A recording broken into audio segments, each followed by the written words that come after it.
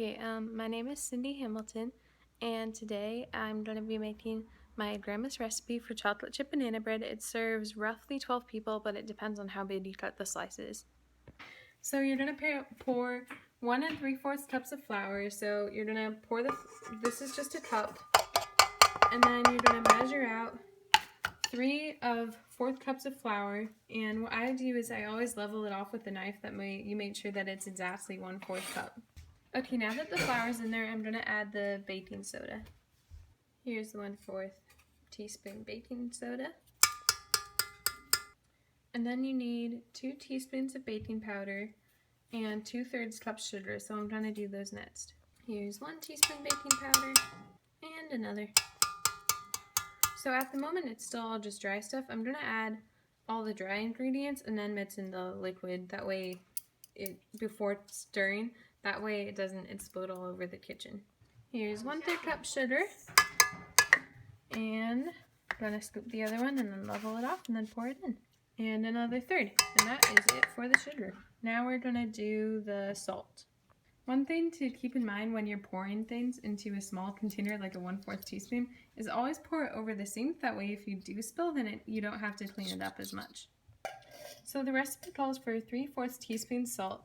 So we're just going to do it 1/4 at a time. Okay, now that all the dry ingredients are in there, we're going to start adding the non-dry ingredients. So that's margarine, the bananas, which are dry at the moment, but once you mush them up, they get pretty liquidy. They make it more dough-like, I guess. And then you put in the chocolate chips, and then you put it in the oven. So it's important to, before you start putting anything in, that way you don't have to wait, to preheat the oven. So in this case, it says to preheat it to 350 degrees, and I forgot that. But you should always preheat your oven before you start adding ingredients. Okay, so the recipe calls for 1/3 cup of margarine, and I have here just some margarine. And so what I do is, see there it says 1/3 cup, but obviously you need to unwrap it before you can put it in the mixing bowl. So I marked the spot with a knife, just barely cut into it. That way when I unwrap it, I know where the mark is. Now that you have your 1/3 cup margarine, you're just going to put it in the bowl. And then if you want, you can start mixing, but make sure to do it on a really low power. That way, again, it doesn't fly all over the kitchen, because most of the ingredients in there are still dry.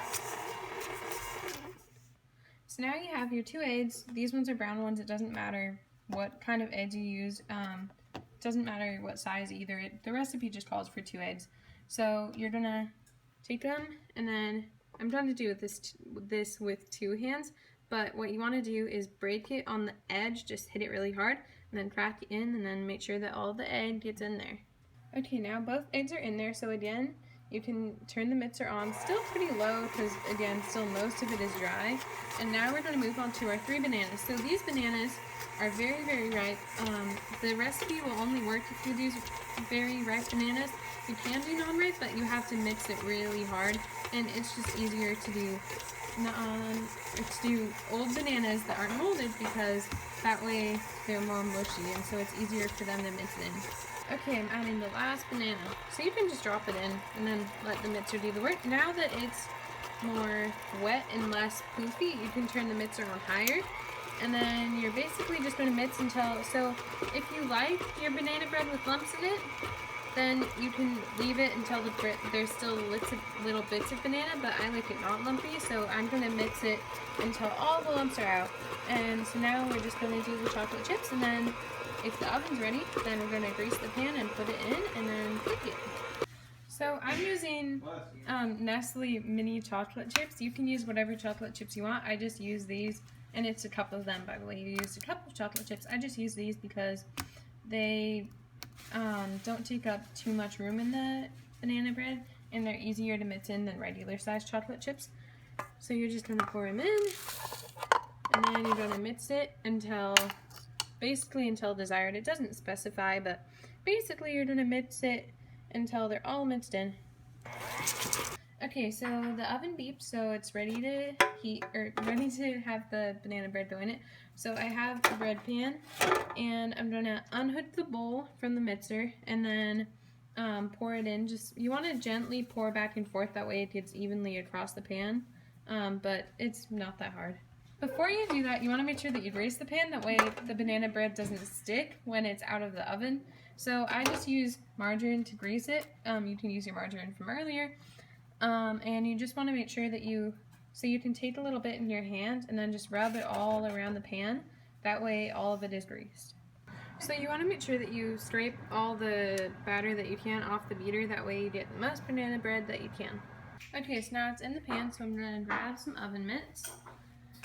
And then you're going to put it in the oven for 15 minutes, but I always set a timer for 45, and then at 45, I take the toothpick and I stick it in, and then if it comes out clean, I take it out then, but if it doesn't, then I leave it in for the remainder of the time. Okay, so the timer went off, so I'm going to put on my baking gloves, oven mitts, that's what they're called. I'm going to put on my oven mitts, and then get a toothpick and see if it's ready, and it comes out dry. Okay, so it looks done, but I have a toothpick. Just to stick it in, and it did come out dry. So, well, there's a little bit on it, but I'm gonna call it dry because it's now been 15 minutes, and I'm gonna take it out with the oven mitts. Okay, so this is the banana bread. It's out of the oven, and so then you want to put it on a cooling rack. That way it doesn't burn your counter. And then you're gonna wait probably about an hour. It kind of depends. Until it's cool, and then you can cut it. Okay, so it's been about an hour-ish, and the banana bread should be cool by now. Yeah, it's cool. So you don't need anything fancy, you just need a butter knife, and then you can cut it to however big you want it, and yeah. Okay, so this is the banana bread. Yeah, you can see the chocolate chips, and yeah, so I'm gonna test it because, yeah.